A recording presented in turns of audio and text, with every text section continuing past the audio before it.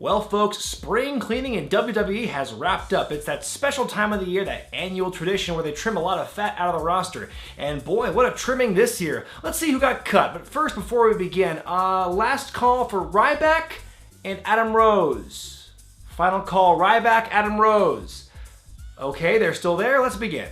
Starting off with Santino Marella, who actually retired as a wrestler 2 years ago, but remained under contract up until Friday, which I believe a lot of it has to do with the fact that he's so well liked backstage. If you read Jericho's latest book, he talks all about that sort of thing. But anyway, Santino was always a goofy character, sometimes a little too goofy for me at times, but I mean, you can't deny he always had great comedic timing. He always kind of had that it factor about him in terms of comedy. I think he was overall used very well during his time as a wrestler. Of course, my favorite time period with Santino was when he was a heel Intercontinental Champion and he had the honkometer where he was counting the days until he could tie and then break Honky Tonk Man's record with a title. Of course he didn't, but that was a really fun little storyline he had.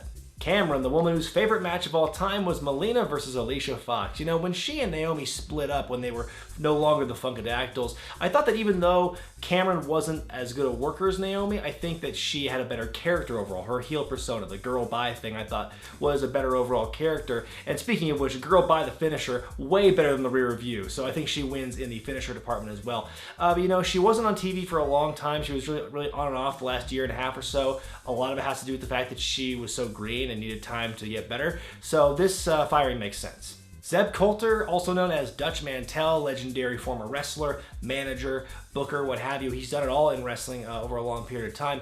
It's too bad. You would think that someone with as much experience as Mantel would have a job in creative waiting for him. Maybe that was the case, or maybe he was offered it, but he didn't want to go on the road, so maybe that's part of the reason why he was cut.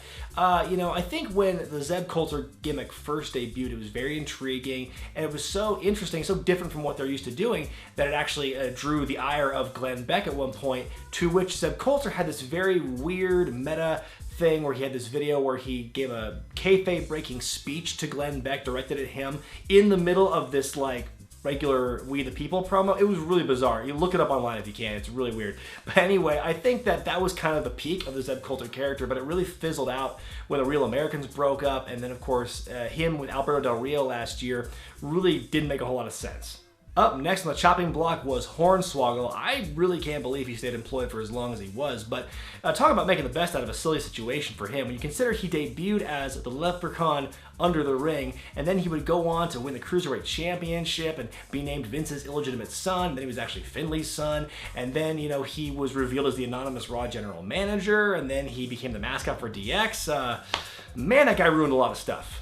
Speaking of Hornswoggle, his most recent rival El Torito was released by WWE on Friday.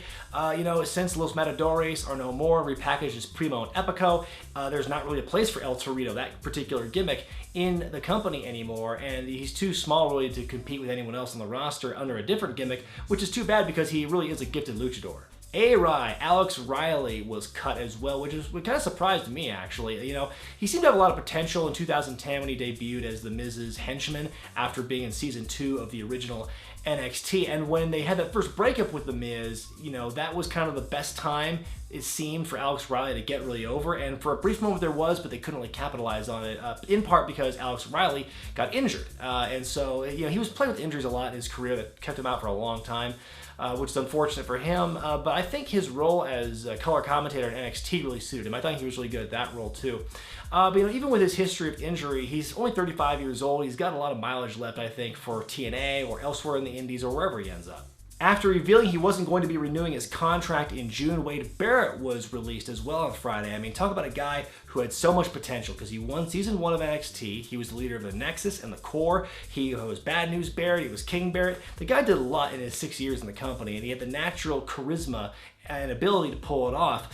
But when the company wasn't cutting his legs off, he just kept getting hurt too much. And it's hard to hitch your wagon to a guy whose body keeps giving out on him. Now, he has said in the past that once he's done with WWE, he was going to pursue some non-wrestling related activities, and I think he'll do well at those. Finally, and what some would say most frustratingly, Damien Sandow was released on Friday as well. I mean, you can write whole books about how WWE totally blew their opportunity with Damien Sandow. I mean, comedy gimmicks don't have a huge shelf life. I'm not saying he was ever going to be world champion, but the guy was one of the most over people, one of the most popular people on the roster for the better part of the last year and a half.